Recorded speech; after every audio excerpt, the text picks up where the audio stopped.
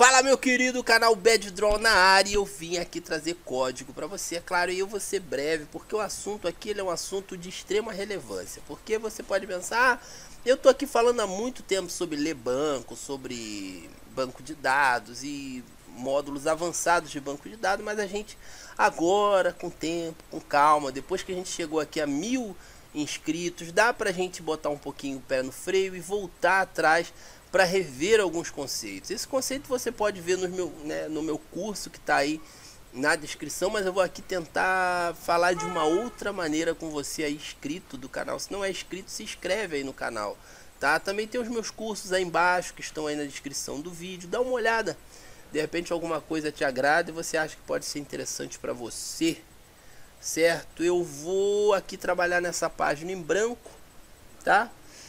Eu criei uma página aqui, leitura de banco, aqui leitura de banco de dados. A página não tem nada, tá? A gente vai falar sobre o conceito básico de ler um banco de dados, porque a gente às vezes passa direto, tá? E não vê isso acontecer. Então a primeira coisa que a gente vai fazer é criar aqui um banco de dados para a gente trabalhar, tá? Se não aparecer para você essa barrinha lateral, você vai vir aqui em avançado, tá? E vai estar assim, você vai dizer ativar modo avançado. Aí a barrinha vai aparecer. E você aqui dentro de banco de dados, tá? Eu sei que é meio chato falar algumas coisas que você já sabe, né? Mas tem que falar, tá? Foi rapidinho, nem doeu. Você vai clicar aqui em mais, nova coleção, tá? Você vai atentar o seguinte, agora o Wix trabalha da seguinte maneira. Então eu vou criar um banco de dados aqui, ele vai se chamar meus clientes, ok? E perceba que ele criou o nome, meus clientes, mas ele definiu um ID. Esse ID é como a gente vai chamar esse banco dentro do código. Então, apesar dele ter esse nome, ele tem essa identificação no código, tá? Aqui também é editável, tá vendo? Mas eu não posso botar espaço aqui, que ele só vai aceitar caracteres maiúsculos e minúsculos e provavelmente aqui o underline. Então eu vou colocar aqui tudo minúsculo, tá? Só para você ver como a gente pode editar isso. Meus clientes, tá? Para que essa coleção do banco de dados? Eu vou dizer, eu gosto de botar sempre como uso personalizado e definir as permissões aqui para qualquer pessoa, tá? Para que eu não tenha problema de permissão. Isso aí, quando você vai trabalhar com o pacote do Wix, aí você tem controle sobre isso. Mas se você vai fazer uma leitura aí a partir da forma que a gente vai fazer aqui, você pode ter problema. Então eu prefiro botar assim, porque assim eu não tenho problema e controlo quem vai ver o que por via do código, tá? Mas aí você vai entender melhor se você der uma olhada nas outras opções, tá? Então vamos definir aqui criar. Criamos o nosso banco de dados e ele vem assim vazio, tá? E essa primeira coluna aqui o Wix chama de coluna chave, né? Ou coluna principal, né? E ela sempre vem com o nome de title, não é um nome muito bacana. Então eu vou criar uma coluna aqui, vou clicar aqui, vou botar nome, tá? Falando aqui dos meus clientes, eu vou definir essa coluna como campo principal. Aí o title deixou de ser campo principal, eu vou mover ele para a lixeira. Então meu cliente ele vai ter nome e e-mail só, para a gente não se alongar. Eu vou preencher aqui. O primeiro cliente vai se chamar aqui Carlos, o segundo vai se chamar Eduardo, o terceiro vai se chamar Maria, o quarto vai se chamar Fernando e aqui vai se chamar Carlos novamente, ok? Então aqui vai ser o Carlos @mail.com, o Eduardo @mail.com, Maria @mail.com, Fernando mail.com e aqui vai ficar o carlos.com.br, carlos@mail.com.br. Então, beleza, esse é o nosso banco de dados, bem simplesinho, tá? Antes da gente entrar no conceito de leitura propriamente dito, tá? Deixa eu achar a página aqui que eu criei. Ela se chama leitura de banco de dados. Tá aqui, leitura de banco de dados, ela tá vazia. Eu quero conversar com você sobre esse conceito aqui, que é o conceito de objeto, tá? Deixa eu criar aqui um espaço de comentário. Então vamos entender o que é um objeto em JavaScript. Um objeto ele tem a seguinte grafia. Ele começa com uma chave, né? Ele fica entre chaves. Ele vai ter uma chave indicadora, né? Nomeando ali um atributo, por exemplo. Eu vou colocar aqui nome, tá? Então o nome nesse objeto vai ser Alberto, tá? Como é um string, Alberto. Então se esse objeto ele tem uma outra, né, um outro atributo, eu vou dar uma vírgula, tá? Ele apagou a chave aqui. Eu vou dar uma vírgula. Eu tô com o meu teclado numérico aqui desligado, ele não está funcionando. Pronto. E vou colocar aqui altura, tá? Então a gente tem uma outra chave no objeto. Esse objeto vai ter a chave nome e esse objeto vai ter a chave altura. Altura, 2 pontos, né? Vamos botar aqui 1,75, tá? Então a gente tem um objeto que começa nessa chave e acaba nessa chave. Perfeito? Perfeito, né? Então eu poderia ter o mesmo objeto, né, seguindo o mesmo padrão, né, as mesmas chaves, porém mudando o valor, né, dessas chaves aqui, dessas chaves nomeadas aqui de nome e altura. Aqui seria Mariana, né, por exemplo, e altura aqui 1,92, uma jogadora de vôlei. Pronto, então a gente tem dois objetos aqui. Perfeito? Então essa é a estrutura básica para a gente ter um objeto. Por que eu estou falando isso? Porque quando a gente tem a leitura do banco de dados retornada, ela retorna para a gente na forma de vários objetozinhos assim, entendeu? Vários objetozinhos assim. Então quem vão ser essas chaves aqui? Vão ser os nomes das colunas que a gente definiu lá. Lembra que no banco que a gente vai trabalhar eu defini nome e e-mail? Então as chaves lá vai ser nome, né? E aqui ao invés de altura seria e-mail, né? Ficaria mais ou menos assim, nome e e-mail, né? Só que não vem assim um embaixo do outro, eles vêm dentro de um array. Você já ouviu falar nesse termo array? Array em algumas outras linguagens é chamado de lista, mas aqui no Wix a gente ainda chama de array.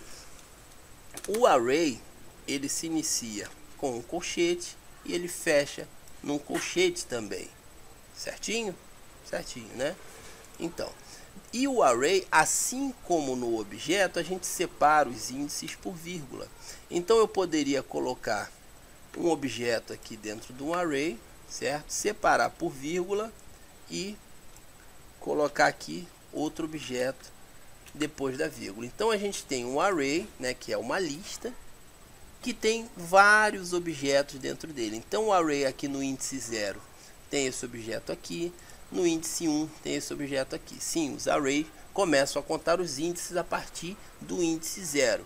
Então, quando a gente ler o banco de dados, se a gente tiver vários resultados, isso é, para ler, ele vai retornar para a gente um array, certinho? Vamos fazer isso na prática. Então, o que acontece? Para que a gente possa ler um banco de dados, a primeira coisa que a gente precisa é importar o pacote Wixdata. Vamos lá, import Wixdata, tá? Esse é o nome do pacote. E eu vou dizer da onde que eu vou importar ele. Eu vou importar ele de Wix-data, sim, tudo minúsculo, certo? Então de Wix-data eu importei o pacote Wixdata. Importando o pacote eu consigo usar os métodos desse pacote, beleza? Vamos lá, vamos ver como é que é essa leitura aí. Vamos destrinchar isso calmamente aqui na prática. Ainda que o vídeo fique longo, eu sacrifico isso aí só para você de fato poder entender.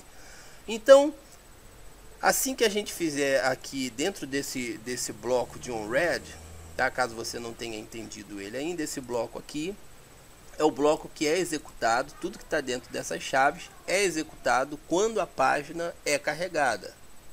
Tranquilo? Tranquilo. Então eu vou chamar aqui o módulo Wixdata e eu vou chamar desse módulo o método carry, que é o método que faz a leitura do banco de dados. Aí o método carry pede para eu informar qual banco de dados. Então como que eu vou informar esse banco de dados? Daquele jeitinho que a gente escreveu, meus clientes, né? do jeitinho que eu escrevi, não como ele se chama, né? Claro que eu já falei sobre isso, estou sendo repetitivo, mas só para ficar marcado aqui, ó, não como ele se chama, mas como eu o defini. Então eu chamei o pacote, tá? Eu chamei o método carry, o método carry me permite chamar aqui também a função find, né? Faltou o D aqui. A função find manda encontrar, e eu executo aqui uma promise, tá? Esse dem, e dentro dessa promise eu tenho que lançar aqui uma function, tá? Uma function, uma função, tá? Faltou um ponto aqui antes do dem, ok? E essa function ela tem um parâmetro que recebe aqui o resultado da leitura desse banco, ok? Vamos dar uma olhada então, dar um console.log nesse resultado aqui. E a gente vai ver no console o que aparece nessa função. Vamos lá, vamos visualizar. Beleza, tá aqui, ó. Você vê que como ele retornou entre chaves aqui pra gente, significa que esse retorno é um objeto, tá? Então, é um objeto, lembra? Chaves, objeto, a gente falou sobre isso. Matou aí, né? Então, esse objeto vai ter uma chave aqui, que é a chave itens. E é em itens que a gente vai encontrar o resultado da nossa leitura, ó. Itens é um array, colchete, lembra disso também, a gente falou sobre isso, então você já matou a bola aí. Então, itens vai ser um array, e esse array tem 1, 2, 3, 4, 5 objetos, ok? 5 objetos. Se eu abrir aqui, você vai ver que a coluna e-mail, tá aqui o Carlos, tá? E ele está informando colunas que a gente não viu lá, mas que existem. A coluna ID é uma coluna gerada automaticamente pelo sistema, e ela tem um ID aí único para que nunca se repita o ID de um registro aí num banco de dados.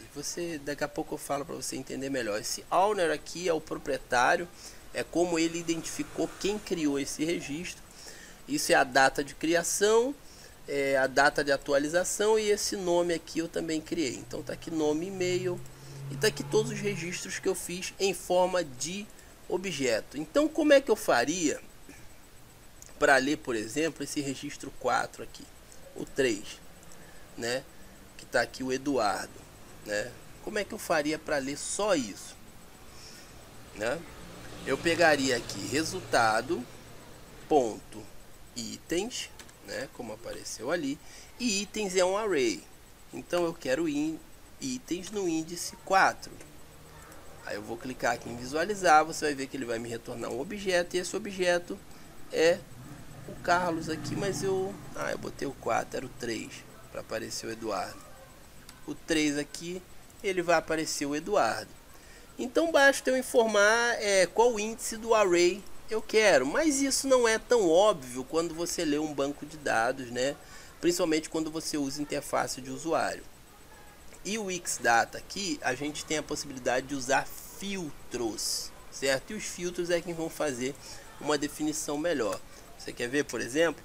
Tem um filtro muito comum que a gente usa, que é esse EQ, né? Que ele significa igual, né? Então eu vou dizer que a coluna nome tem que ser igual a Eduardo, ok?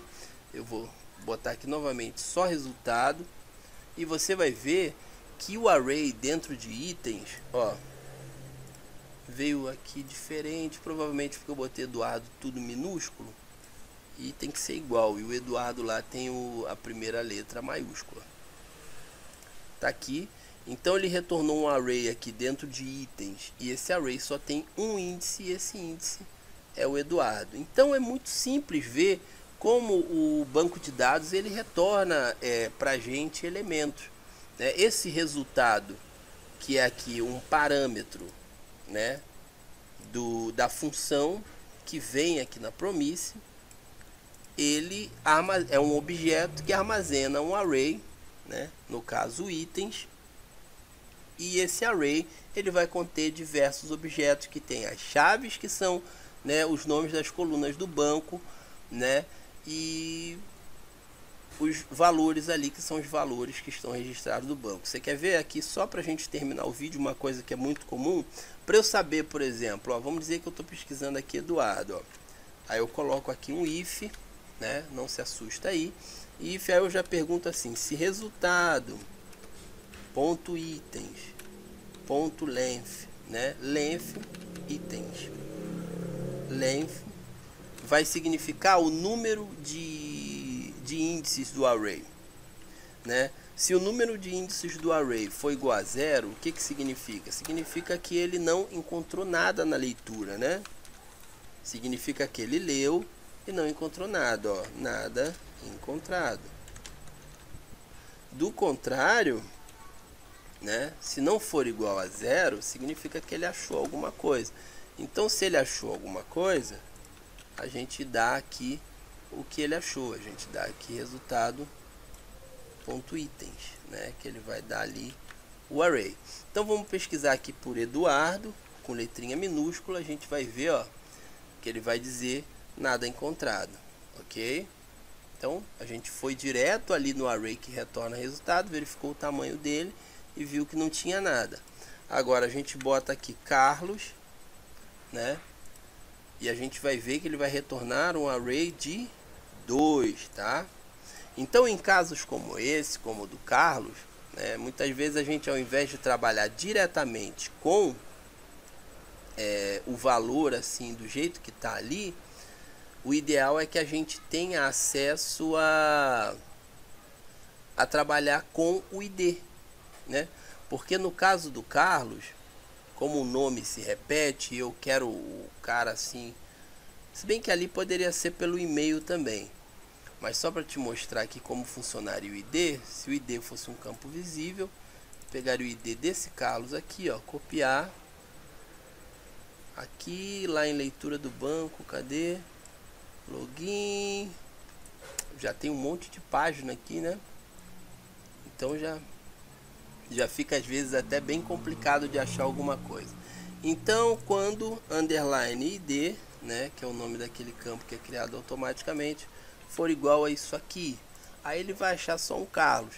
Isso seria um método da gente achar, ó, ele achou só um Carlos, da gente achar exatamente o que a gente quer. Eu espero que você tenha entendido exatamente como um banco de dados retorna informação para você quando você lê através do Wixdata Query. Se ficou alguma dúvida, joga aí nos comentários, a gente tenta matar no peito e jogar para frente, tá bom? Feliz de você ter assistido mais esse vídeo aqui no canal BadgeDraw. Curte ele, passa para frente e avisa pra galera aí que tá tudo correndo muito bem aqui na internet brasileira, certo? Um abraço, querido.